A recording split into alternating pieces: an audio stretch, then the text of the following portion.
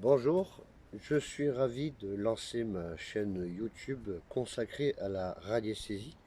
Alors, qu'est-ce que la radiesthésie? Pour un petit rappel, le mot radiesthésie a été inventé au XXe siècle par un abbé qui veut dire radiesthésie, donc radies pour les radiations, le rayonnement, esthésie, ça vient du grec sensibilité, donc sensibilité au rayonnement et aux radiations. Voilà, donc on peut utiliser un outil qui s'appelle le pendule, mais on peut aussi utiliser des baguettes de sourcier, etc.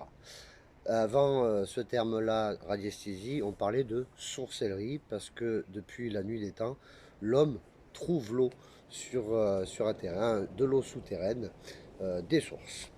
Voilà, donc comment j'ai découvert la radiesthésie? C'est simple, c'est il y a à peu près une dizaine d'années où mon beau-père, qui faisait déjà de la radiesthésie, qui faisait déjà du pendule, m'a fait tester un de ces pendules qu'il n'utilisait pas. Et c'est là que j'ai découvert que j'avais cette sensibilité-là à faire osciller le pendule d'un côté ou de l'autre et de le commander mentalement. J'ai laissé dormir cette faculté pendant des années où je me servais du pendule rarement, peut-être une à deux fois par an. Et c'est depuis quelques mois que j'ai fait le grand pas et que je me suis dit, c'est dommage de laisser dormir cette capacité, autant s'en servir et étudier le sujet. C'est d'ailleurs pour ça que on m'a offert un livre pour Noël, un livre de 400 pages d'un auteur qu'on peut retrouver également sur YouTube, c'est Gérard Grenet que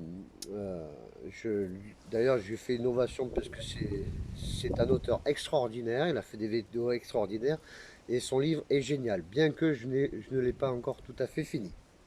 Il y a plein d'abacs d'entraînement, etc. Donc je voulais lancer ma chaîne pour pouvoir faire des vidéos sur la radiesthésie, également sur la géobiologie et d'étudier sur un terrain euh, toutes sortes de champs électromagnétiques que je vous reparlerai dans d'autres vidéos, comme les réseaux Hartmann, les réseaux Curie, etc., qui sont pas négligeables à rechercher, bien au contraire, c'est par rapport à notre bien-être, parce que je vous reparlerai certainement plus tard que les croisements de ces réseaux électromagnétiques peut être néfastes pour tous les êtres vivants.